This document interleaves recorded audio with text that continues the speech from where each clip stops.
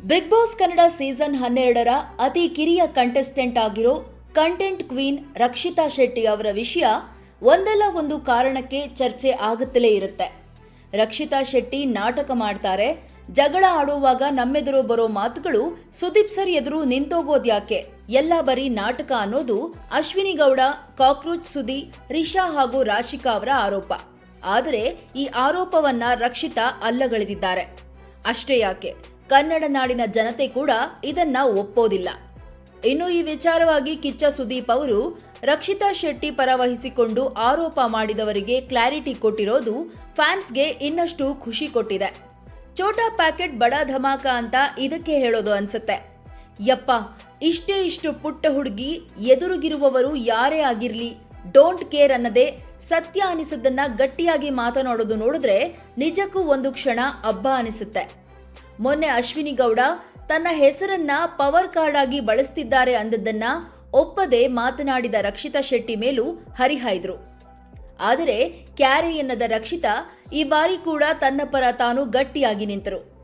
ಮಾತಿಗೆ ಮಾತು, ಆವಾಜ್ಗೆ ಆವಾಜ್ ಹಾಕಿ ತನ್ನನ್ನೇ ತಾನು ಪವರ್ ಕಾರ್ಡ್ ಅಂತ ಮೆರೆತಿದ್ದ ಅಶ್ವಿನಿಯವರ ಬಾಯಿ ಮುಚ್ಚಿಸಿಬಿಟ್ರು. ಹಾಗೆ ನೋಡಬೇಕು ಅಂದ್ರೆ ಅಶ್ವಿನಿ ಯಾರು, ಆಕೆ ಏನು ಅನ್ನೋದು ರಕ್ಷಿತಾಗೆ ಗೊತ್ತೇ ಇಲ್ಲ. ಇನ್ನು ಪವರ್ ಕಾರ್ಡ್ ಬಳಕೆ ಅನ್ನೋದು ಒಪ್ಪೋ ಮಾತೇ ಅಲ್ಲ.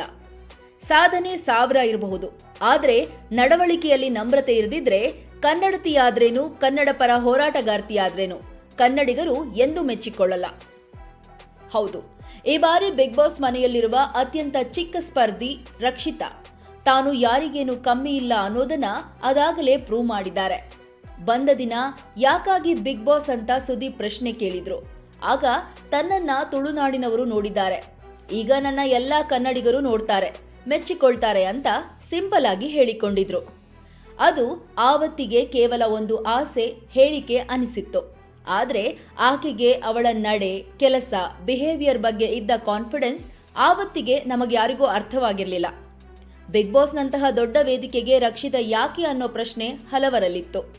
ಆದ್ರೆ ತಮ್ಮ ಸ್ವಂತಿಕೆ, ಸ್ವಾಭಿಮಾನ, ಪ್ರಬುದ್ಧತೆ, ಲವಲವಿಕೆ, ಮುಗ್ಧತೆ ಹೀಗೆ ಹೇಳಿದರೆ ಮುಗಿಯದಷ್ಟು ಉತ್ತಮ ಗುಣಗಳಿಂದ ಆಕೆ ಎಲ್ಲರ ಮನಸ್ಸನ್ನ ಗೆದ್ದಿರೋದಂತೂ ಸುಳ್ಳಲ್ಲ. ರಕ್ಷಿತಾ ಇಲ್ಲದೆ ಇದ್ದಿದ್ರೆ ಮನೆ ಸಪ್ಪೆಯಾಗಿರ್ತಿತ್ತು ಅಂತ ಆಮೇಲೆ ಅನ್ಸೋಕೆ ಶುರುವಾಗಿದ್ದಂತೂ ಹೌದು. ಇಲ್ಲಿ ವಿಚಿತ್ರ ಅಂದ್ರೆ ಈ ವೈಲ್ಡ್ ಕಾರ್ಡ್ ಎಂಟ್ರಿ ಮೂಲಕ ಒಳಗೆ ಹೋದ ಕೆಲವರ ಬಿಹೇವಿಯರ್. ಹೌದು, ಯಾರಿಗೋ ಬುದ್ಧಿ ಕಲಿಸ್ತೀನಿ, ಇನ್ಯಾರ್ದೋ ಮುಖವಾಡ ಬಿಚ್ಚಿಡ್ತೀನಿ ಅಂತ ಫೈರ್ ಎಂಟ್ರಿ ಕೊಟ್ಟ ರಿಷಾ ಗೌಡ ಆಡ್ತಿರೋದು ನೋಡಿದ್ರೆ ಎಂಥವರಿಗೂ ಇರಿಟೇಷನ್ ಬಂದೋಗುತ್ತೆ. ಹೊರಗಿಂದ ಎಲ್ಲರ ಆಟ, ಬುದ್ಧಿ ನೋಡ್ಕೊಂಡು ಹೋದ್ರೂ ಅವ್ರಗಳ ಜೊತೆನೆ ಸೇರ್ಕೊಂಡು ಹಾರಾಡ್ತಿರೋದು ನೋಡಿದ್ರೆ ವಿಚಿತ್ರ ಅನಿಸ್ತಿದೆ. ಏನು ರಿಷಾ ರಾಶಿಕಾ ನಡುವಿನ ಕಾನ್ವರ್ಸೇಷನ್ ಕೇಳಿಸ್ಕೊಂಡ್ರಂತೂ ಡಬಲ್ ಇರಿಟೇಷನ್. ಯಾಕಂದ್ರೆ ಅವರು ತಮ್ಮ ವಿಷಯ ಬಿಟ್ಟು ಮಾತಾಡೋದು ಬರೀ ಅವರಿವ್ರ ಬಗ್ಗೆನೆ. ಇನ್ನು ಅವರು ತಮ್ಮ ಗಾಸಿಪ್ನಲ್ಲಿ ಯಾರನ್ನೂ ಬಿಟ್ಟಿಲ್ಲ. ಮಾತು ಶುರುವಾಗೋದು ಗಿಲ್ಲಿ ರಕ್ಷಿತಾ ಅಂತ, ಕೊನೆಯಾಗೋದು ಕೂಡ ಅವರುಗಳ ಹೆಸರಲ್ಲೇ. ಇನ್ನು ಇವರಿಬ್ರು ಒಬ್ರೊಬ್ಬರ ಬಗ್ಗೆ ಕೊಡೋ ಜಡ್ಜ್ಮೆಂಟ್ಗಳು, ತಮ್ಮ ಬಗ್ಗೆ ತಾವು ಒಬ್ರಿಗೊಬ್ರು ಕೊಟ್ಕೊಳ್ಳೋ ಸಮರ್ಥನೆ, ಬಿಲ್ಡಪ್ ನೋಡಿದ್ರೆ ಇವರಿಗೆ ಬೇರೆಯವರ ಮೇಲೆ ಡೌಟಾ ಅಥವಾ ತಮ್ಮ ಸಾಮರ್ಥ್ಯದ ಮೇಲೆ ತಮಗೇ ಡೌಟಾ ಗೊತ್ತಾಗ್ತಿಲ್ಲ. ಯಾಕೆ ಬಂದಿದ್ದಾರೆ, ಏನ್ ಮಾಡಬೇಕು ಅನ್ನೋದನ್ನ ಬಿಟ್ಟು ಇನ್ನೆಲ್ಲವನ್ನ ಮಾತಾಡ್ತಿದ್ದಾರೆ, ಮಾಡ್ತಿದ್ದಾರೆ.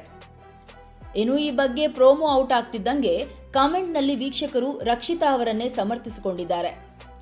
ರಕ್ಷಿತಾ ಶೆಟ್ಟಿ ಬಿಗ್ ಬಾಸ್ ಮನೆ ಮಂದಿ ಎದುರು ಮಾತ್ರ ಪಟಪಟ ಅಂತ ಮಾತನಾಡೋದು, ಜಗಳ ಆಡುವಾಗ ಸರಾಗವಾಗಿ ಕನ್ನಡದಲ್ಲಿ ವ್ಯಕ್ತಪಡಿಸೋದು, ಆದರೆ ವೀಕೆಂಡಲ್ಲಿ ಸುದೀಪ್ ಮುಂದೆ ತಡಬಡಾಯಿಸೋದು, ಇದರಲ್ಲಿ ಯಾವುದೇ ವಿಚಿತ್ರ, ನಾಟಕ, ಫೇಕ್ ಅನ್ನುವಂಥದ್ದು ಇಲ್ಲ. ಉತ್ತರ ಇಷ್ಟೇ, ನಿಮ್ಮೆಲ್ಲರ ಜೊತೆ ಸ್ಪಷ್ಟವಾಗಿ ಮಾತಾಡ್ತಾಳೆ ಅಂದ್ರೆ ನಿಮ್ಮ ನಡುವೆ ಅವಳಿಗೆ ಸಲುಗೆ ಬೆಳೆದಿದೆ.